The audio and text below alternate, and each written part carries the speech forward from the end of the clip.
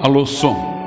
Convidamos a todos nesse momento para entrarem, tomarem os seus assentos nos lugares mais à frente para nós darmos início ao culto nessa noite, irmãos.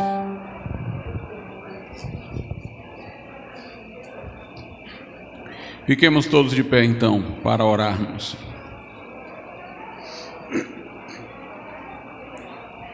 Soberano Deus e nosso Pai, Pai eterno, Pai excelso, que habita na eternidade também com o contrito e humilde de espírito. É com o coração contrito e quebrantado, é em dependência da Tua graça, em confiança no Teu amor manifesto a nós em Cristo Jesus, que nós nos aproximamos de Ti em oração, chamando-Te de Pai, Senhor, porque nos deste o Espírito de adoção, sabedores de que somos aceitos pelos méritos de Jesus. Abençoa-nos com a Tua palavra, dá-nos, ó Pai, do Teu Espírito, fala conosco, chama ao arrependimento, concede graça, meu Deus, traz a fé, salva vidas, renova corações, santifica os que Te professam. Dá, Senhor, uma nova estrada, um novo caminhar, dentro da Tua vontade plena e perfeita. Nós Te pedimos e rogamos tudo isso nessa noite, em nome de Jesus. Amém e amém.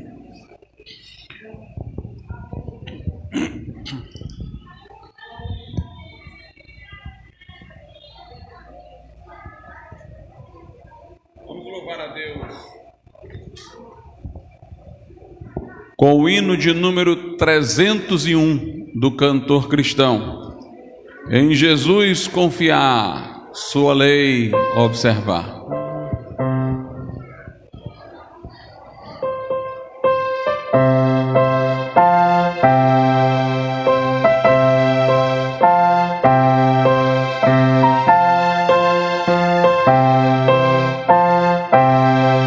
Em Jesus confiar, sua lei observar. Oh, que gozo, que bênção, que paz. Satisfeitos guardar tudo quanto ordenar, alegria perene nos traz. Creio observar tudo quanto ordenar, o fiel obedece ao que Cristo manda. O inimigo falas e a calúnia mordaz, Cristo pode desprestigiar. Nem tristeza, nem dor, nem a intriga maior poderão ao fiel abalar. Creio observar tudo quanto ordenar, o fiel obedece ao que Cristo manda.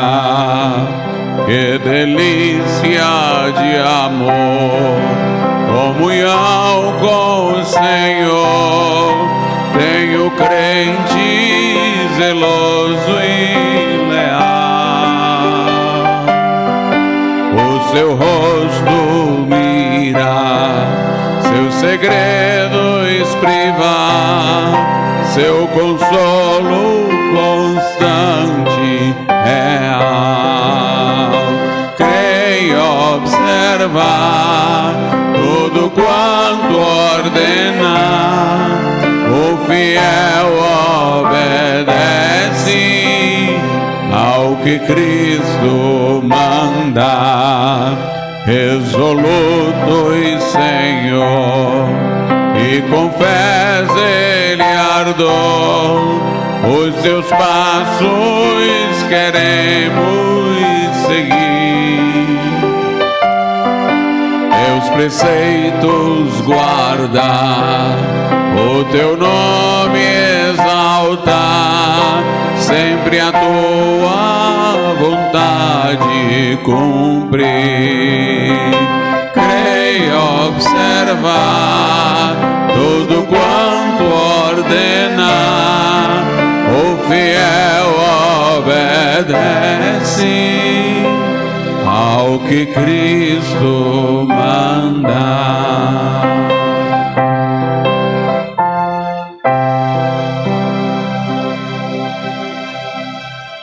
Vamos louvar a Deus com aquele hino: divino companheiro no caminho, tua presença sinto logo ao transitar.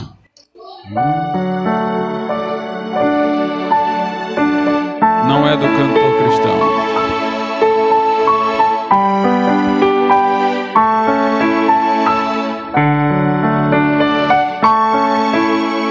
Divino companheiro do caminho, tua presença sinto logo ao transitar.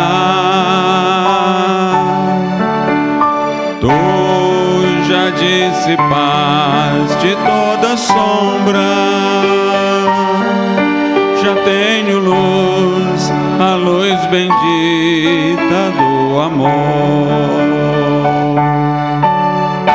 Fica, Senhor, já se faz tarde,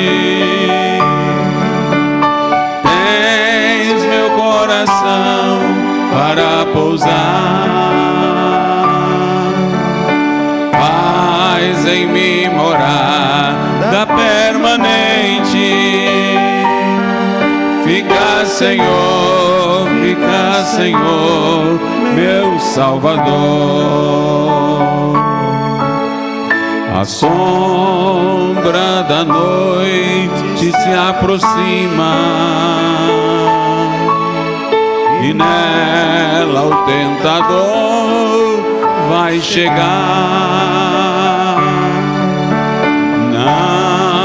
Não me deixe só no caminho, ajuda-me até chegar. Fica, Senhor, já se faz tarde, tens meu coração para pousar, faz em mim morada permanente. Fica, Senhor, meu Salvador.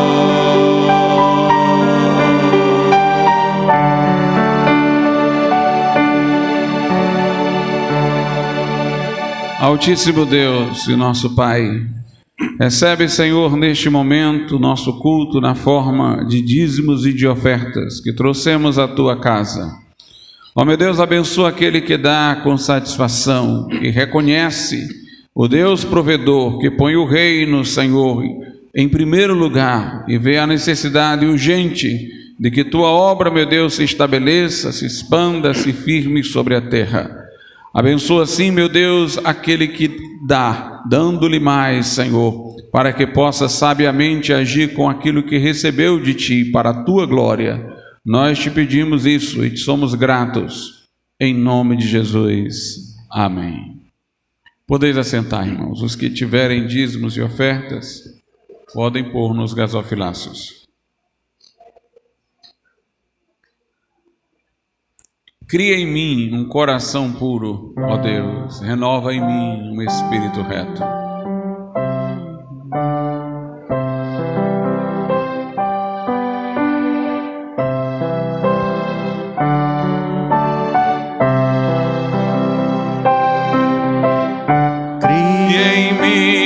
Coração puro, ó Deus,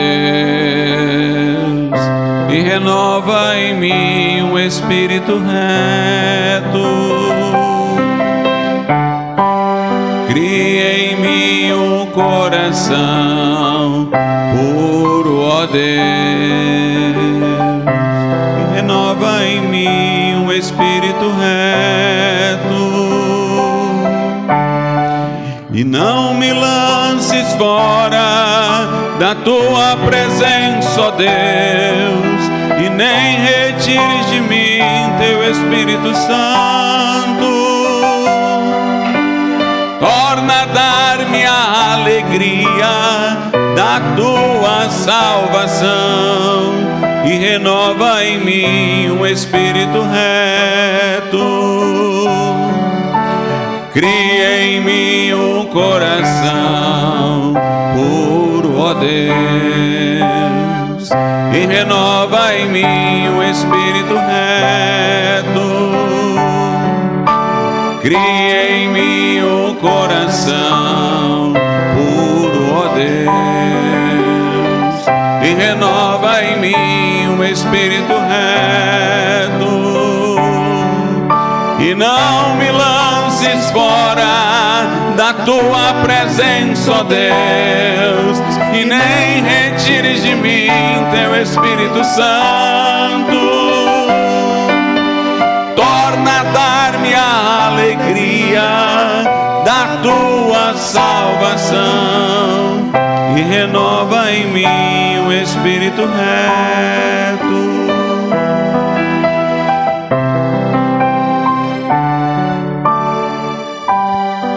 Fiquemos de pé, irmãos.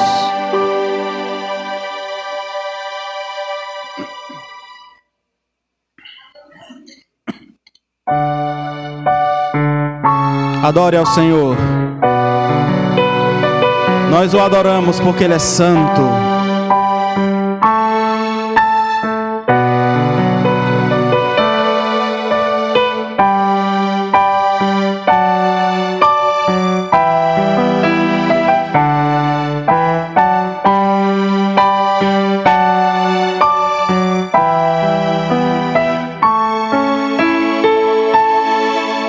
Senhor, porque és santo, a Ti damos louvor e Te adoramos, porque tens poder.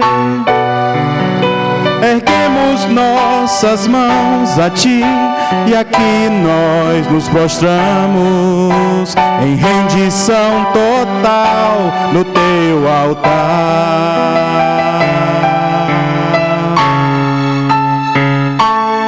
Senhor, porque és santo, a Ti damos louvor e Te adoramos, porque tens poder, poder. Erguemos nossas mãos a Ti e aqui nós nos prostramos em rendição total no Teu altar. Ao Senhor damos aleluia, ao Senhor damos aleluia, não há outro além de Ti, aleluia. Ao Senhor damos aleluia, ao Senhor damos aleluia, não há outro além de Ti, aleluia. Não há outro além de Ti, aleluia. Do início, Senhor, Senhor, porque és santo, a Ti damos louvor e Te adoramos, porque tens poder. Você pode erguer suas mãos? Erguemos nossas mãos a Ti e aqui nós nos prostramos em rendição total no Teu altar. Senhor, porque és santo, a Ti damos louvor e Te adoramos, porque tens poder, poder. Erguemos nossas mãos a Ti e aqui nós nos prostramos em rendição total no Teu altar. Ao Senhor damos aleluia sempre, ao Senhor damos aleluia, não há outro além de ti. Aleluia. Ao Senhor damos aleluia. Ao Senhor damos aleluia. Não há outro além de ti. Aleluia. Não há outro além de ti. Aleluia. Não há outro além de ti. Aleluia.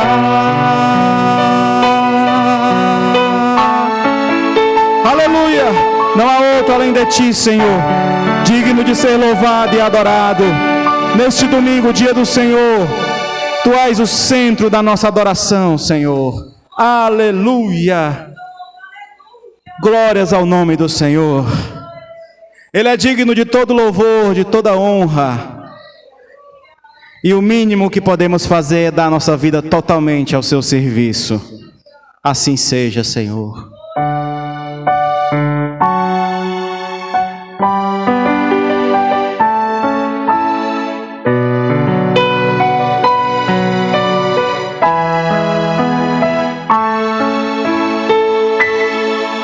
Louvores e honras ao nome de Cristo. Convém, fica bem, adorar ao Senhor. Quem já viu em sua vida o que nós temos visto, só pode dizer: Ele é cheio de amor.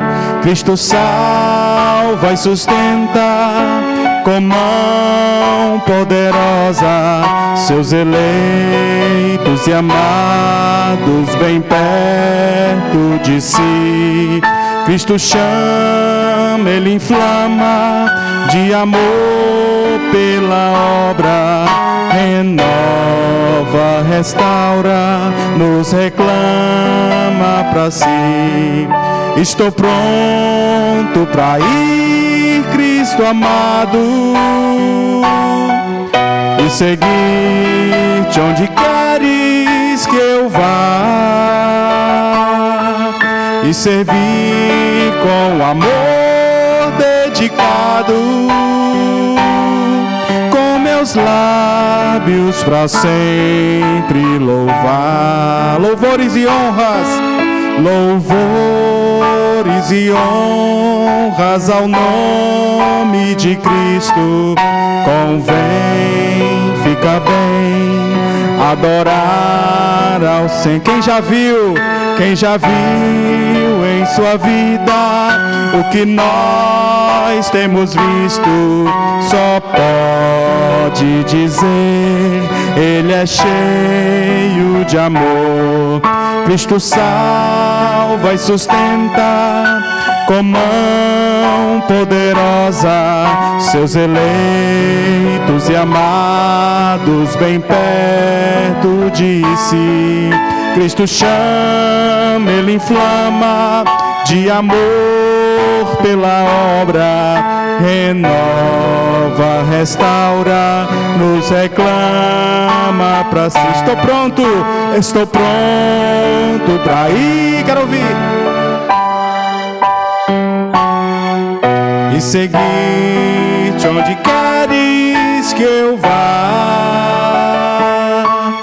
e servir com amor dedicado,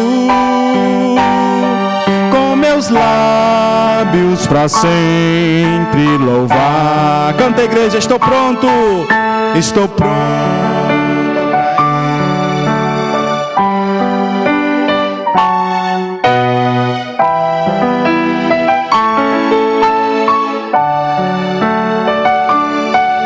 E servir com amor dedicado,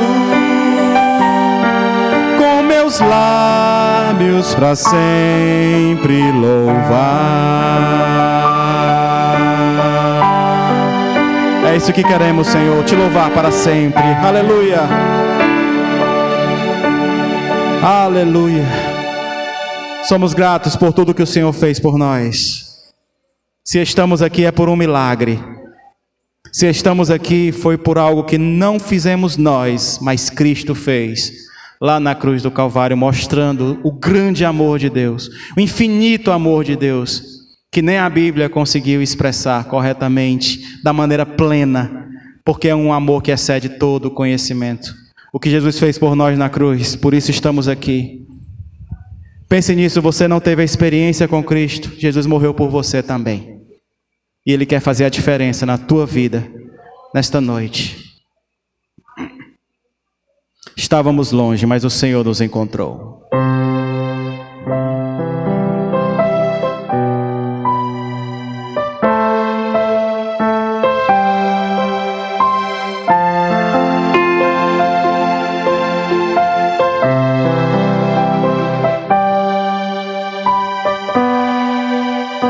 Longe andava do meu Deus, longe do Salvador, mas raiou a luz do seu grande amor. Meu estado me mostrou tão vil e pecador, e também me revelou seu grande amor. Foi grande amor, foi grande amor. Sim, Cristo me revelou seu grande amor. Foi grande amor, foi grande amor, foi grande amor. Sim, Cristo me revelou seu grande amor. Perto agora estou de Deus, perto do Salvador, perto assim também dos seus, pelo seu grande amor. É Jesus, amigo meu, cheio de compaixão, sua morte já me deu a salvação. Foi grande amor, foi grande amor. Sim, Cristo me revelou seu grande amor. Foi grande amor, igreja. Sim, foi.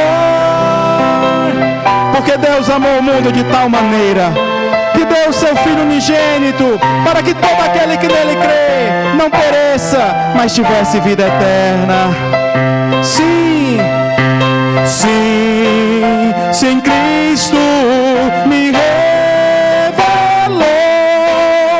seu grande amor.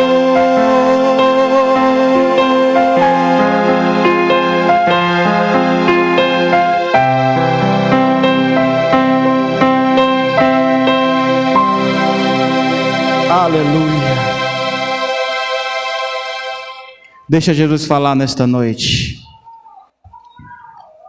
Ele perdoa, Ele salva, Ele regenera e Ele leva para o céu. Ele tem promessas de vida eterna para todo aquele que crê.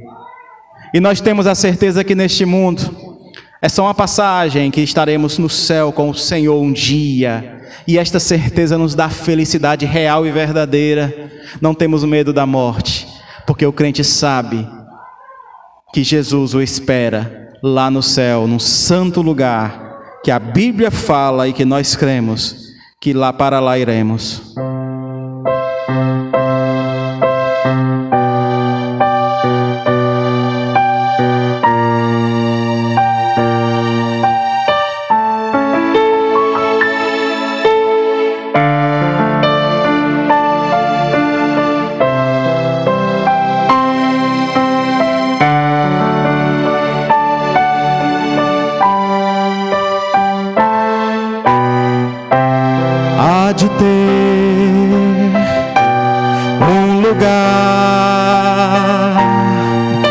onde o tempo há de parar,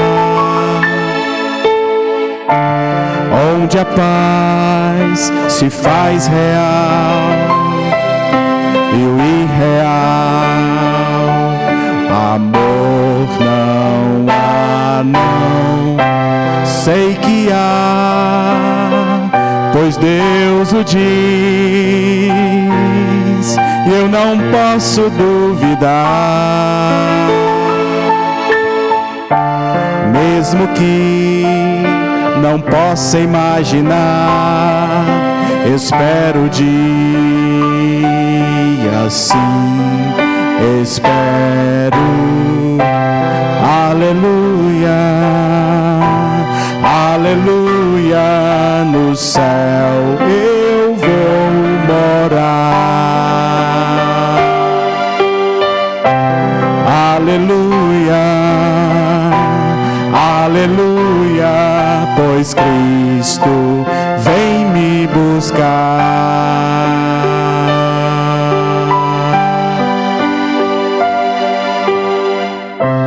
Há de ter um lugar onde lágrimas não rolarão,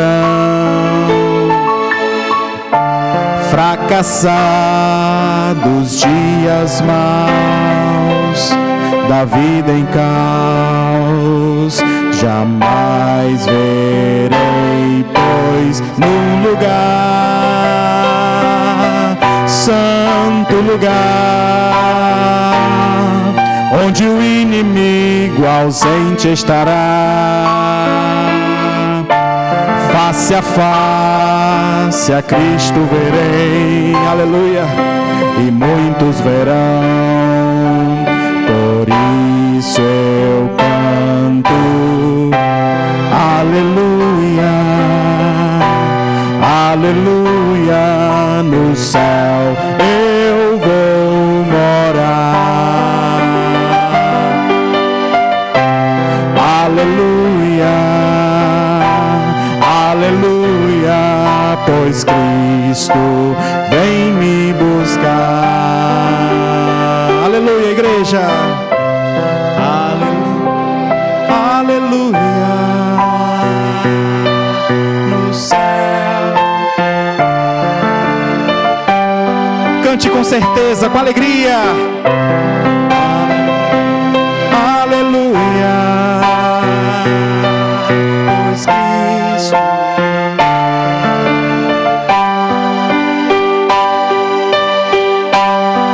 Mais uma vez, só as vozes, eu quero ouvir. Aleluia, aleluia.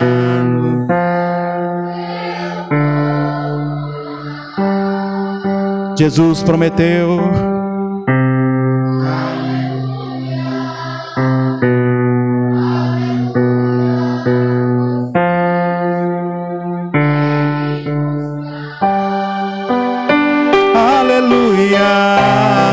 Aleluia,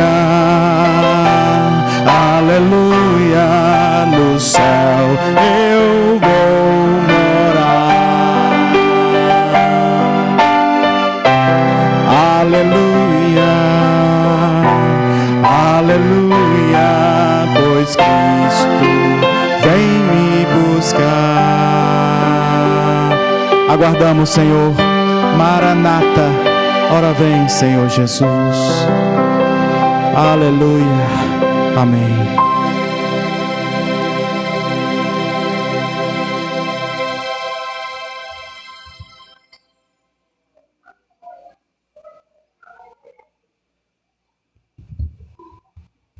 As crianças já podem ir ao culto das crianças.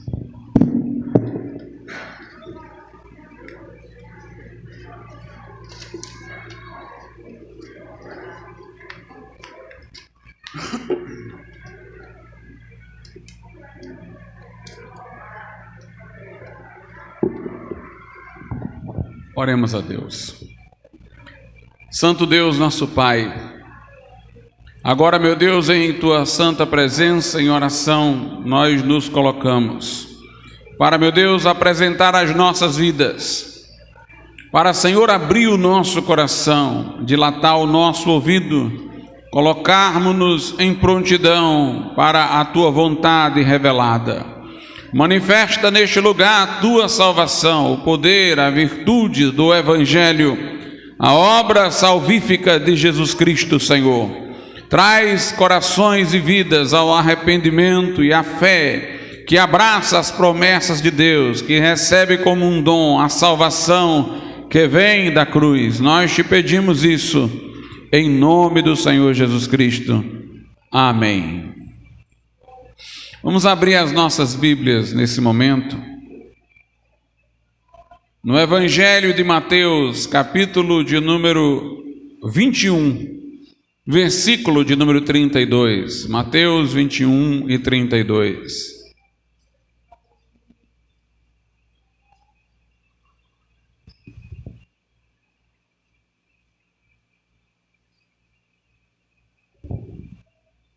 Diz assim a palavra de Deus: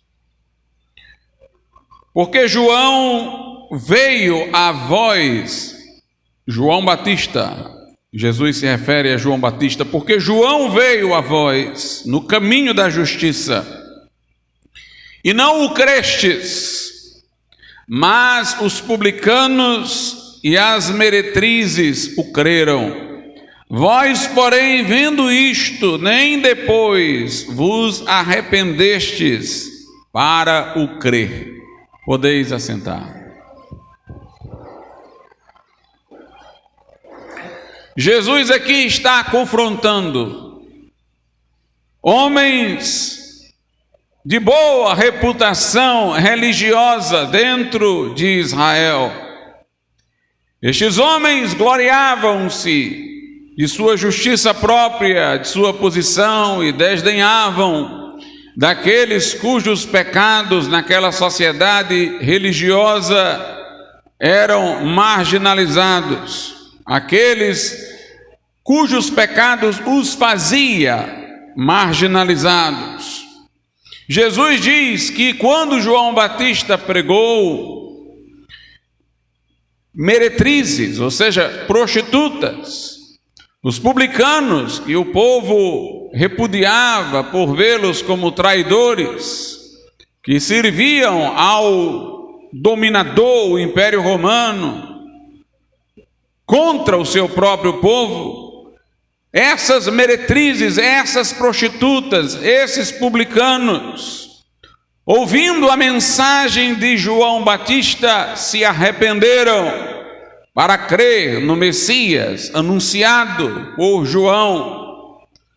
Eles deixaram para trás suas vidas de pecado e se voltaram para Deus com fé confiante naquele de quem João Batista testemunhava.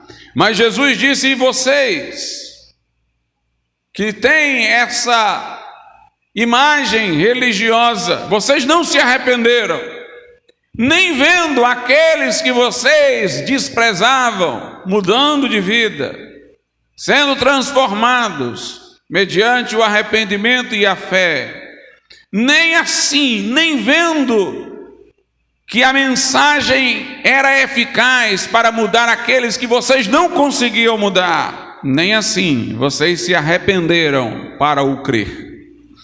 Aqui nós temos, irmãos, nesse texto, a relação correta que a Bíblia estabelece entre o arrependimento e a fé. Eu lembro-me quando novo convertido, morando lá na Parquelândia, estava na parada de ônibus para ir à igreja, um adventista do sétimo dia, um membro desta seita, aguardava o ônibus comigo. Eu era bem jovem, eu tinha 14, 15 anos. Ele já era um senhor de idade e, pelo jeito, deveria ter algum cargo importante dentro da seita a que pertencia. E ele começou a falar comigo sobre o assunto da salvação. Eu comecei a dar testemunho pela Escritura de que a salvação é pela graça, mediante a fé, nunca pela lei, nunca pelas obras, para que ninguém se glorie. que pela lei só me vem o conhecimento do pecado, e o único modo de ser salvo é pondo a confiança inteiramente em Jesus. Eu comecei a testemunhar disso para ele, mas ele, sabatista, adventista, judaizante, insistia que a lei teria que ser levado a sério no que respeita às obras para a salvação. Não que eu dissesse que ela não devesse ser levada a sério, mas ela deveria ser levada a sério para me mostrar que sou pecador. A salvação eu deveria encontrar na obra consumada de Jesus na cruz, onde minha vida não somente obteria o perdão, mas a mudança para andar como nova criatura. Ele, entretanto, insistia na lei, insistia nas obras, e ele, tentando me pôr em contradição, ele disse o seguinte: olha, nem você crê que a salvação é só pela fé, como você está me dizendo, porque você entende que além de crer, o homem tem que se arrepender para ser salvo. Então já tem duas coisas aí: você tem que se arrepender e crer. Logo já não é só pela fé que você ensina a salvação.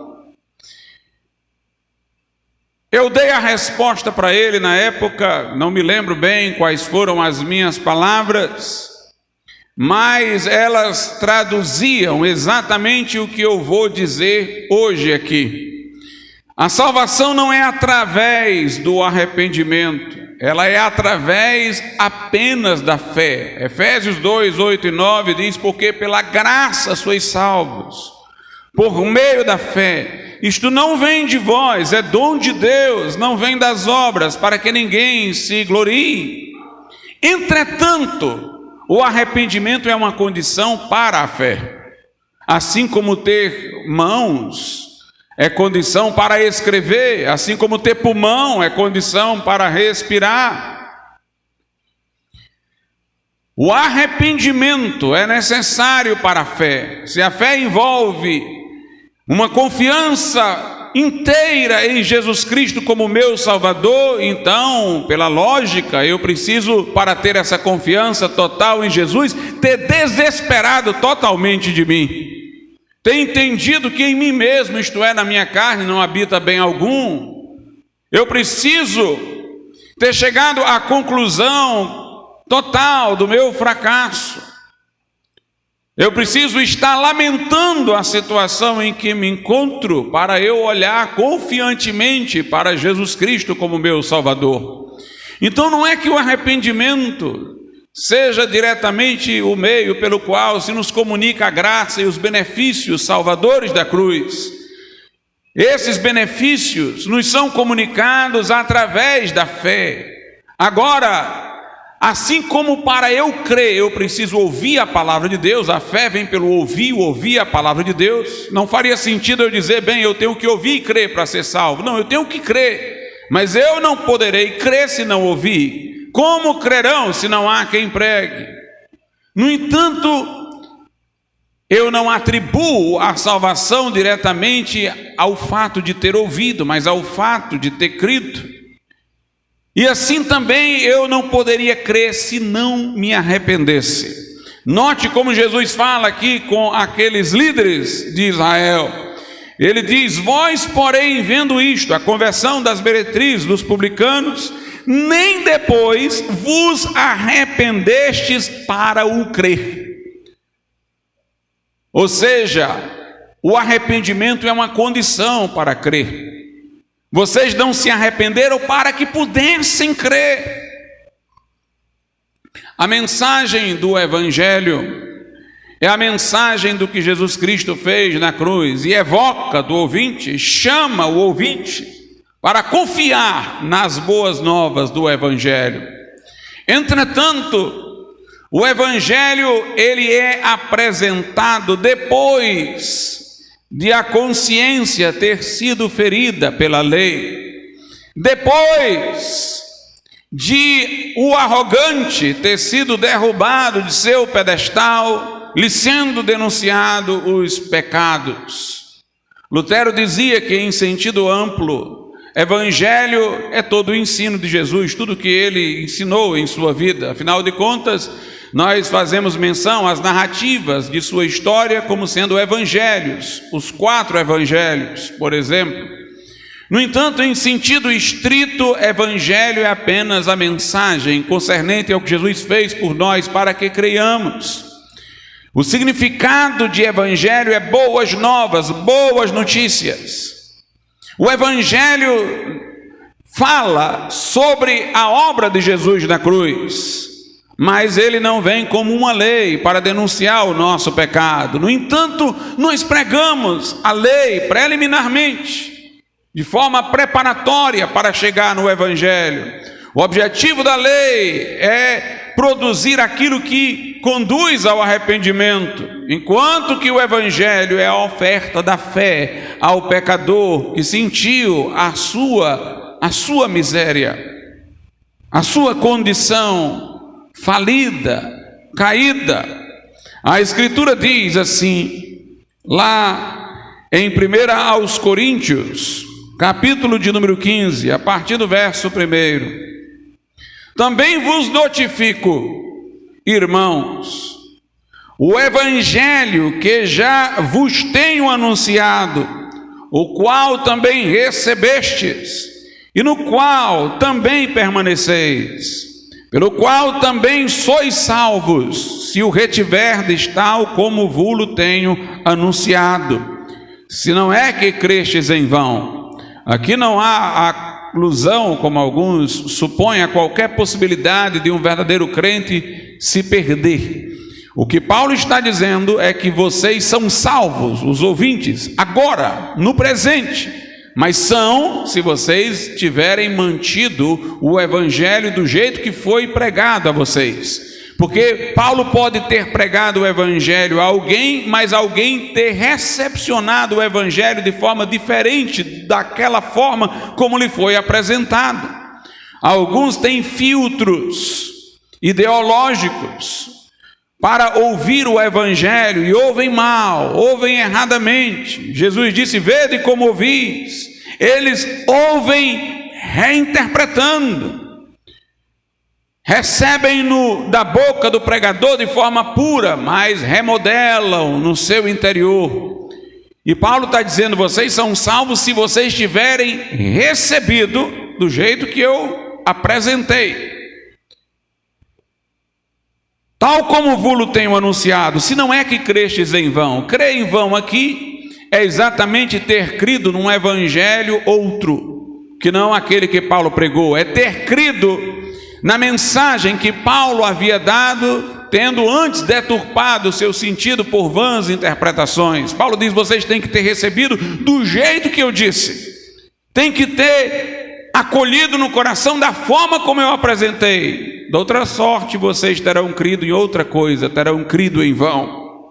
E ele diz em que consiste a boa nova do evangelho, versículo 3: porque primeiramente vos entreguei o que também recebi. Assim como Paulo quer que o ouvinte seja fiel ao que ele prega, não deturpe, não mude a sua mensagem intimamente, Paulo também diz que ele foi fiel ao que recebeu. O que Jesus me passou para pregar, eu preguei, eu não alterei. Porque primeiramente vos entreguei o que também recebi, que Cristo morreu por nossos pecados segundo as Escrituras, e que foi sepultado e que ressuscitou ao terceiro dia segundo as Escrituras. Esta é a mensagem do evangelho. Evangelho quer dizer boas notícias. Logo terá o evangelho por objeto fatos. E os fatos que são noticiados são esses: que Jesus morreu pelos nossos pecados segundo as Escrituras, foi sepultado e ao terceiro dia ele ressuscitou. O evangelho não fala sobre nós, o evangelho fala sobre Jesus. O evangelho não fala sobre o que fizemos, deixamos de fazer ou devemos fazer. O evangelho fala sobre o que Jesus fez de modo perfeito e completo. O evangelho é uma mensagem apresentada para ter a fé como resposta. Mas a introdução necessária para que o Evangelho seja recebido adequadamente é exatamente dada pela lei. A lei quebra e o Evangelho emenda. A lei fere e o Evangelho cura. A lei quebranta e o Evangelho restaura. Se eu falar das boas novas da cruz a uma pessoa que não sente a gravidade do pecado, não tem um coração contrito, esta pessoa vai ser como disse Jesus, como porcos que receberam pérolas. Ela não vai entender o valor do que está sendo dito. Ela não pode reconhecer uma tão grande salvação se ela não entender que estava em tão grande perigo. Por isso, a lei deve preparar para o Evangelho. Veja o que Paulo diz aos Gálatas. Carta do apóstolo Paulo aos Gálatas, capítulo de número 3, versículos 24 e 25. De maneira que a lei nos serviu de tutor, de aio, para nos conduzir a Cristo, ou seja, a lei serviu de tutor para nos conduzir ao Evangelho que apresenta Cristo, para que pela fé fôssemos justificados, ou seja, inocentados das acusações, perdoados no tribunal de Deus. Aí diz, mas depois que veio a fé, que confiamos em Jesus e fomos justificados no tribunal de Deus, já não estamos debaixo do tutor, ou seja, da lei. A lei, ela serve de forma preparatória para o Evangelho, porque mostra o nosso fracasso, nossa necessidade do Salvador, mostra a gravidade do nosso pecado, nossa condição miserável, para que então não tentemos mais nos salvar por nós mesmos, por nossas obras, e então olhemos para aquele que o Evangelho nos está apresentando.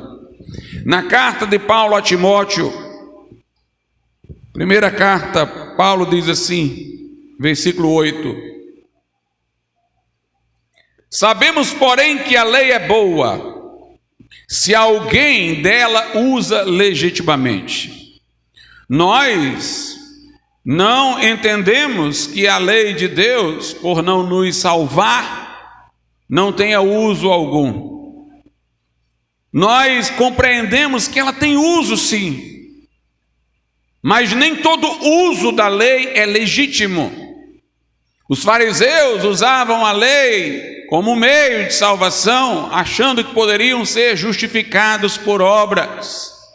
O mau uso da lei. Paulo diz aos romanos que o que vem pela lei é o pleno conhecimento do pecado, de nossa condição miserável. O que a lei deve produzir em nós é o que se vê em Paulo, em Romanos 7, quando ele dizia que a lei de Deus era santa, justa e boa, mas ele carnal, vendido sob o pecado, que ao tomar conhecimento do mandamento de Deus, sua natureza corrupta se tornou ainda mais rebelde, despertou o conhecimento do mandamento nele toda sorte de cobiça, de concupiscência. Paulo ali diz que, reconhecendo no entendimento o valor da lei de Deus, ele achava em seus membros uma outra lei que o levava à prática do pecado. E ele dizia, eu não faço o bem que eu quero, mas o mal que não quero, esse faço. E Paulo vê o seu ser dividido. Quando quero fazer o bem, o mal está comigo. E ele vai usar expressões do tipo que a lei era fraca para nos salvar, não por causa dela, mas por causa da nossa carnalidade. Paulo diz, de maneira que em mim mesmo, isto é, em minha carne, não habita bem algum, miserável homem que sou. O retrato de Paulo em Romanos 7 não é uma pessoa que leva o pecado como uma brincadeira, que é leviana, mas é de uma pessoa que leva o pecado profundamente a sério, que enaltece e reconhece o valor da lei de Deus, entretanto, constata que seu comportamento nunca satisfaz o que a lei requer, e ele está contrito por sua condição, sentindo a sua miséria, gritando por socorro. É esse o momento de o evangelho ser anunciado, é quando alguém chega nesse estágio e ele não pode chegar sem ser ferido intimamente, na sua arrogância, na sua pretensão, pela lei de Deus. O uso legítimo da lei é este, para denunciar e mostrar o fracasso humano. É o uso da lei iluminado pelo evangelho. Ou seja, o evangelho nos iluminou para nós sabermos o uso correto da lei. Os fariseus, eles deturparam o uso da lei. Eles não entenderam para que a lei fora dada, no caso para mostrar ao homem que ele era pecador, para que ele pudesse ansiar pelo Salvador que Deus enviaria. Eles reinterpretaram a finalidade, como se a lei fora dada para a salvação, a fim de que pudessem achar que estavam a cumprir a lei. Eles interpretaram-na de forma menos rigorosa do que ela era. Jesus os desmascarou quando disse: ouviste que foi dito, não matarás. Vocês acham que não matando já resolveu? Eu, porém, vos digo que se no coração vocês tiverem ódio, se encolerizarem contra alguém, vocês já cometeram homicídio. Ouvistes que foi dito, não adulterarás. Vocês acham que porque nunca tomaram a mulher do próximo, nunca adulteraram? Jesus disse: eu, porém, vos digo, se vocês no coração cobiçaram mulher que não é a de vocês, vocês já adulteraram.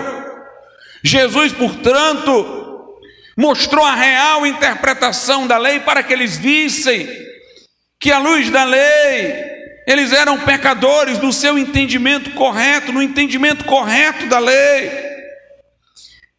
O evangelho iluminou para que nós entendêssemos o real propósito da lei. E é isso que Paulo diz aqui na carta a Timóteo. Vou reler o 8 para seguir adiante. Sabemos, porém, que a lei é boa, se alguém dela usa legitimamente, sabendo isto, que a lei não é feita para o justo, mas para os injustos e obstinados, para os ímpios e pecadores, para que estes saibam que são o que são, para os profanos e irreligiosos, para os parricidas e matricidas, para os homicidas, para os fornicadores, para os sodomitas, para os roubadores de homens, para os mentirosos, para os perjuros e para o que for contrário à sã doutrina. Note o versículo 11 agora: conforme o evangelho da glória de Deus, bem-aventurado que me foi confiado. Paulo está dizendo que sob a luz do evangelho se compreendeu o uso correto da lei, que era para confrontar o injusto, o pecador, para denunciar sua condição miserável. Esse é o uso legítimo da lei, que prepara o homem para o evangelho. Quando a pessoa ouve a pregação da lei iluminada pelo evangelho, o objetivo dessa mensagem não é levá-la a uma ação A ou B, mas é levá-la a reconhecer a sua miséria, a confissão de seus pecados. Inclusive, confissão, primeira parte, com indica uma concordância, como se eu fosse concordar com Deus, concordar com o diagnóstico que Deus está me dando. Deus está dizendo que eu sou pecador e eu vou então dizer: sou mesmo. Quando a lei é pregada sob a iluminação do evangelho, ela não é pregada como um instrumento para exigir obras, a fim de que por elas o homem venha barganhar com Deus, reivindicando salvação, mas é para o homem responder com uma constatação, responder com um coração contrito, responder reconhecendo a sua miséria. É um diagnóstico, é um colocar o homem na frente do espelho. O objetivo é que ele se desarme da sua arrogância, reconheça a sua miséria. Isso é o arrependimento. Esse arrependimento tem que haver para que possa depois o homem crer. Enquanto ele não se sentir absolutamente pecador, enquanto ele não estiver contristado por sua condição miserável, ele achará que há alguma coisa nele boa, que alguma coisa ele pode fazer ou contribuir, pelo menos parcialmente, para a sua salvação.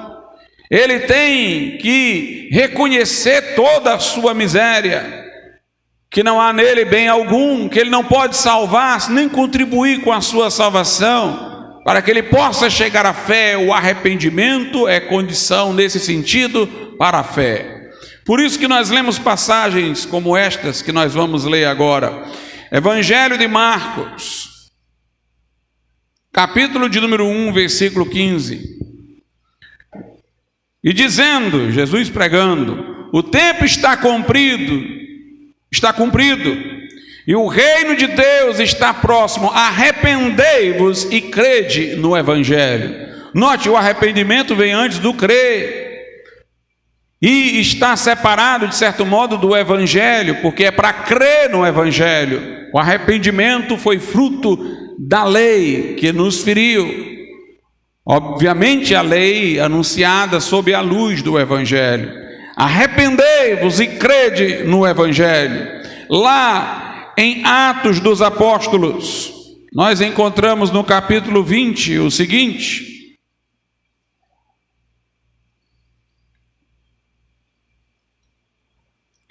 20, versículo 21. Testificando tanto a judeus como a gregos. Paulo diz o que ele fez.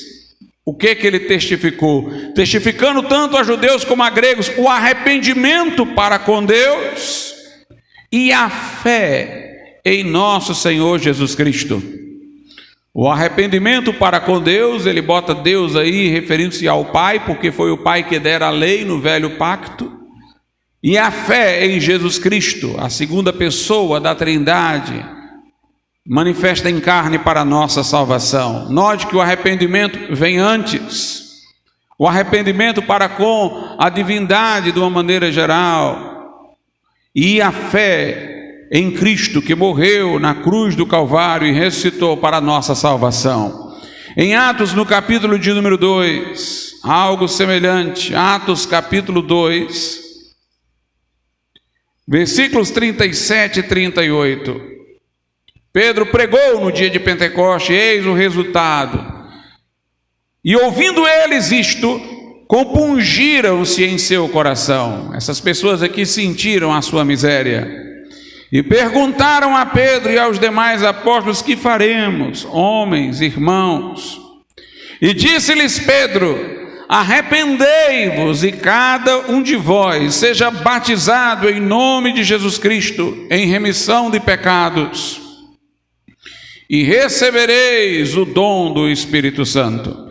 Talvez alguém diga: pastor, aqui há alusão ao arrependimento, mas onde aqui se fez alusão à fé? A fé está mencionada aqui. Veja só. Não há na Bíblia a ordem de Jesus para o ministrante do batismo batizar alguém dizendo: eu te batizo em nome de Jesus. Pelo contrário, a ordem de Jesus aos ministrantes foi para que batizassem os novos convertidos em nome do Pai e do Filho e do Espírito Santo. Aqui, entretanto, Pedro está falando de batismo em nome de Jesus, mas ele não está falando aos que vão batizar, batizem eles em nome de Jesus. Ele está falando aos que vêm para ser batizados. Venham ser batizados em nome de Jesus. O que vem para ser batizado vem em nome de Jesus, porque ele vem confessando o nome de Jesus. Porque a publicação de sua fé em Cristo é condição para que o ministro do Evangelho o possa imergir em água. A maior prova de que isso daqui não é uma fórmula batismal é que aparece várias vezes em Atos de forma diferente. Aqui diz: arrependei-vos e cada um de vós seja batizado em nome de Jesus Cristo. Em Atos 19 foram batizados em nome do Senhor. Em outros dizem do Senhor Jesus. Se fosse uma fórmula, apareceria sempre de uma maneira só, padronizadamente, mas aqui não é a fórmula usada pelo que vai batizar, pelo ministro que realiza o batismo. Este batiza em nome do Pai, do Filho e do Espírito Santo. Aqui é apenas dizendo que o que vem para ser batizado tem que vir confessando o nome de Jesus. Ele tem que vir em nome de Jesus, por meio de Jesus, por meio da fé em Jesus, para o batismo. Então, quando Pedro diz: arrependei-vos e cada um de vós seja batizado em nome de Jesus, ele não está falando do ministrante batizar em nome de Jesus, mas da forma como o que está arrependido vai ser batizado. Ele é que vem para ser batizado em nome de Jesus. Ele está falando da fé. É como se ele dissesse: arrependam-se e creiam em Jesus e confessem o nome de Jesus para que vocês sejam batizados. Quando ele fala em remissão de pecados, não é que a água do batismo vai perdoar os pecados, é que a fé em Jesus vai perdoar. Em Lucas é dito que Jesus ordenou que se pregasse em todo lugar o arrependimento em seu nome para a remissão de pecados. O que é arrependimento em seu nome? É arrependimento para as pessoas crerem no seu nome. E a remissão de pecados está não na água do batismo, mas no nome de Jesus, crido, confessado. Portanto, arrependei-vos, e cada um de vós creia em Jesus, confesse o nome de Jesus, para que vocês sejam batizados, e vocês terão a remissão de pecados, não pelo batismo, pela fé em Jesus, e recebereis o dom do Espírito Santo. Então, mais uma vez, o arrependimento antecede a fé, é visto sempre como instrumental para a fé, para o crer, arrepender-se para crer. Alguns poderiam, entretanto, dizer, e isso leva a um equívoco, que o Evangelho é uma nova lei, no sentido da lei mosaica, como se Deus estivesse agora, em vez de a exigir obras para a salvação, estivesse exigindo fé. Como se a nossa fé não fosse meio, mas o preço da nossa salvação. Há alguns que dizem: podemos sustentar que a salvação é pela fé, mas desta forma, Deus abrandou as suas exigências, agora Ele exige a fé, como se a fé tivesse o mérito de ganhar a salvação. Mas nós não aceitamos isso. A Bíblia diz: porque pela graça sois salvos por meio da fé. A fé não é o preço da nossa salvação, ela veio da graça. Ela é o meio de apropriação. O meio de apropriação não é o custo, é o instrumento de recepção. Se alguém me dá um presente, o custo é o que ele pagou para ter o presente para me dar. O estender da minha mão para receber não é o preço para ter o presente, é apenas a condição de recebimento. Se alguém compra esta água, teve um preço.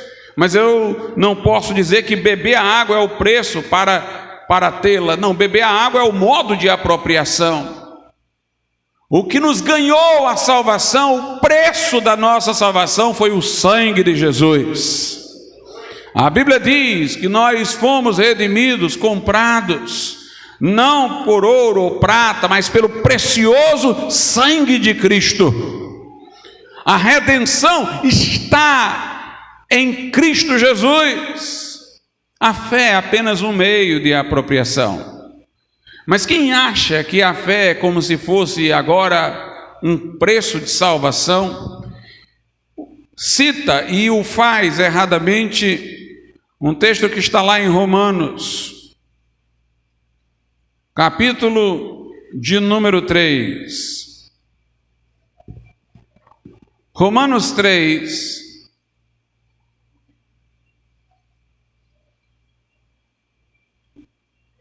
diz assim o versículo 27: onde está logo a vanglória? É excluída. Por qual lei? Das obras? Não, mas pela lei da fé. E aí eles dizem: estão vendo? Deus trocou de lei. Agora é a lei da fé. Antes ele exigia obra, agora ele exige a fé. Mas a fé é o custo da salvação. Note que o texto diz: onde está a vanglória? Foi excluída pela lei das obras? Não, mas pela lei da fé. Ora, se o objetivo é excluir a vanglória, se eu visse a fé como o custo da minha salvação, algo que eu fiz para merecer a salvação, o crer, então a vanglória continuaria. Eu iria então me vangloriar não de obras, mas de ter crido. Mas aqui está falando que o que ele chama de lei da fé excluiu a vanglória. Meus irmãos, trata-se de uma figura de linguagem que usa até a ironia. É a antanáclase. Antanáclase é uma figura estilística de retórica, onde você usa uma mesma palavra com dois sentidos. E um desses sentidos pode ser irônico, para derrubar o outro. Por exemplo, a Bíblia diz que o salário do pecado é a morte. Quando você diz o salário do pecado é a morte, obviamente que a morte não é um salário, como se você tivesse trabalhado e tal, e está ganhando um benefício, uma recompensa boa, um salário. Não, é uma forma irônica para falar da irracionalidade de quem peca. Olha, o teu salário aí é a morte. Salário não está no seu sentido aí habitual, corriqueiro. Houve uma mudança de sentido da palavra para mostrar alguma coisa paradoxal e irônica. É como um filho que não quer trabalhar, não quer fazer nada e chega para o pai: e aí, pai, me dê aí o meu salário. E o pai diz: olha, o seu salário vai ser pea, vara. Ele tomou a palavra, mas deu um outro sentido irônico para poder repudiar aquele outro. Então o apóstolo Paulo está fazendo isso daqui. Onde está a vanglória? Vocês que querem ser salvos só por meio de lei, onde está a vanglória? O orgulho de achar que foi o mérito que conseguiu a salvação. Na lei das obras, não, mas na lei da fé. Lei da fé aqui aparece como lei no sentido irônico, no sentido diferente. Vocês acham que tudo é lei? Pois a lei é a lei da fé, a lei que não é lei. Porque não se está exigindo obras, mas que o homem receba aquilo que Jesus já fez através da fé. É uma das coisas, inclusive marcantes, na doutrina evangélica, falar da fé como um dom de Deus. Mesmo não sendo calvinista, acreditando que uma graça irresistível faz alguém inevitavelmente crer, entendendo que a fé exige escolha, eu sustento que a fé é dom de Deus, porque o Evangelho está oferecendo o fato consumado. Jesus morreu por você. Ele está dando a prova do amor de Deus, só para você acolher e receber. Se eu tivesse falando de um Deus que não fez nada, não operou nada, e dizendo: creia que Ele ama você, então essa fé aí apareceria como uma exigência. Mas eu estou dizendo: Jesus morreu por você. A mensagem do Evangelho é: não há o que temer. A mensagem do Evangelho é: aceite este fato que Jesus morreu por você. Se você aceitar o fato, você tem fé. Se você aceitar que Jesus lhe salva através da cruz, então a fé irrompeu no seu coração, se essa confiança é segura e certa. O Evangelho oferece os fatos, oferece o amor de Deus consumado, logo está oferecendo a fé.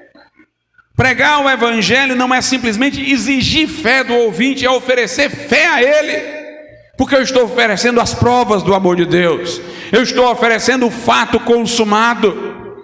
Por isso que Paulo diz na carta aos Romanos, que a fé não diz quem subirá ao céu para trazer Jesus de lá. A fé não diz quem descerá ao abismo para trazer Jesus dentre os mortos. Deus não está pedindo que eu creia em uma coisa que não tem nenhuma base. Ele está pedindo que eu creia em algo consumado. Por isso que a linguagem dos apóstolos não era: Deus exige que você creia, eu rogo que você creia. Como se Deus estivesse querendo dar a fé à pessoa e a pessoa estivesse relutando: eu rogo, exorto que vocês creiam, que não recebam a graça de Deus em vão. Como embaixadores da parte de Deus, nós rogamos aos homens que se reconciliem com Deus. Eu estou apresentando o fato consumado, eu estou dizendo: aceite o amor de Deus. Deus está no Evangelho apresentando tudo já tão pronto, que Ele não está simplesmente exigindo que eu creia, Ele está oferecendo a fé para eu simplesmente recebê-la para mim. e crer em Jesus Cristo e confiar nele como meu único e todo suficiente Salvador. Nós temos também uma antanáclise, uma linguagem irônica de Jesus desse tipo, lá em João. Em João, no capítulo de número 6, a partir do versículo 26, Jesus respondeu-lhes e disse: na verdade vos digo que me buscais não pelos sinais que vistes, mas porque comestes do pão e vos saciastes. Trabalhai não pela comida que perece, mas pela comida que permanece para a vida eterna, a qual o Filho do Homem vos dará, porque a este o Pai, Deus, o selou.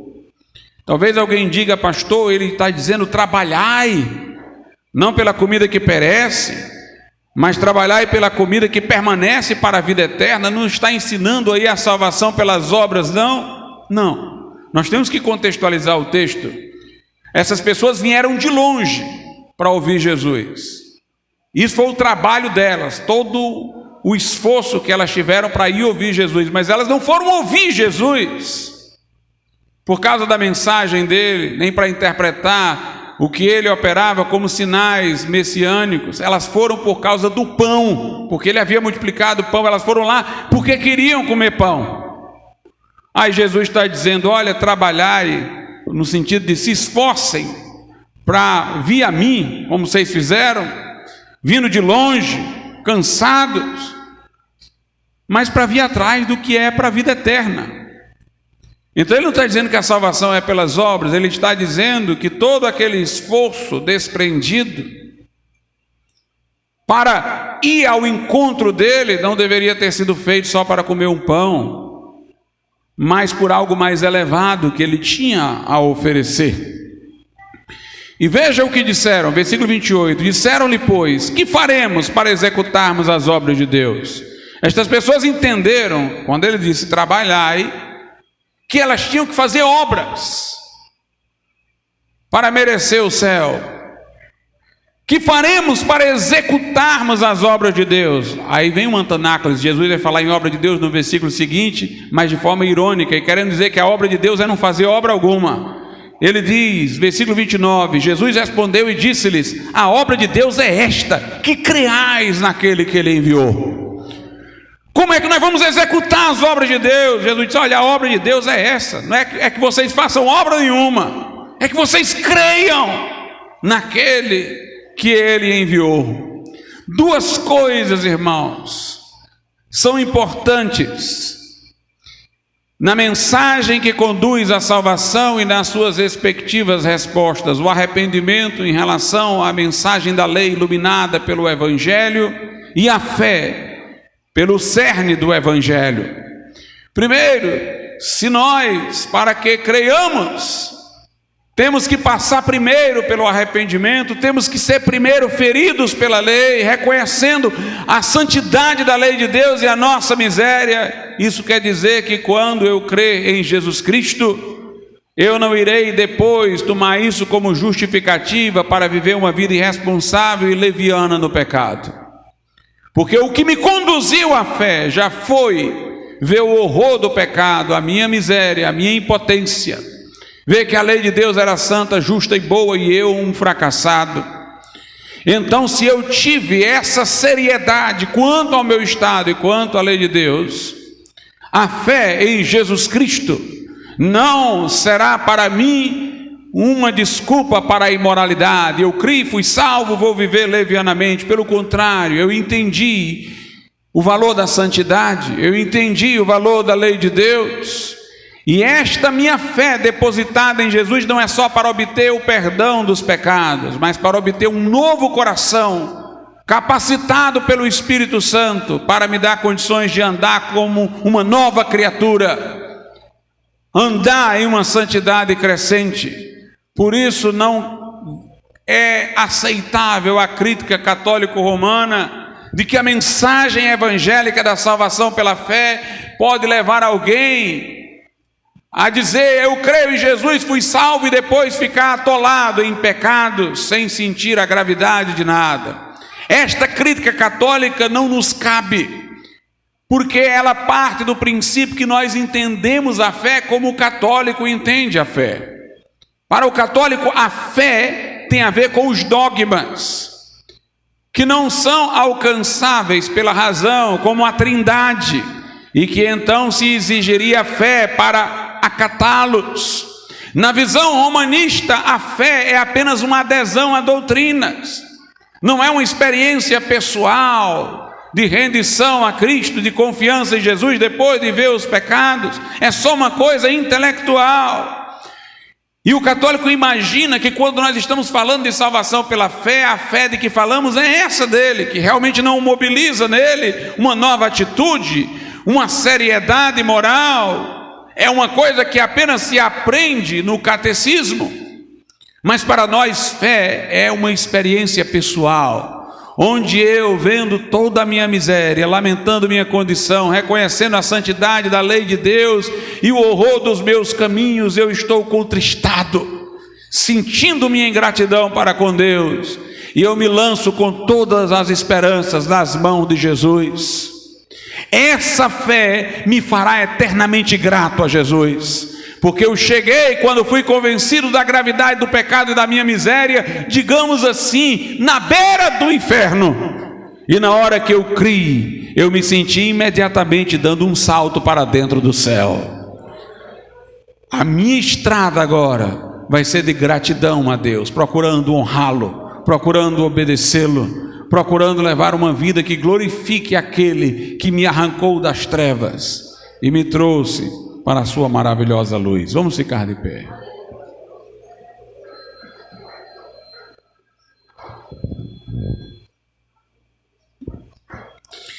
Soberano Deus e nosso Pai, que o teu Santo Espírito traga convicção de pecado, contrição e arrependimento, que o Senhor possa manifestar a Cristo e sua obra redentora, atrair pessoas à fé, para que possam ter o perdão para os seus pecados, a segurança de vida eterna e uma vida nova, transformada, irradiada por gratidão e por libertação do poder do pecado.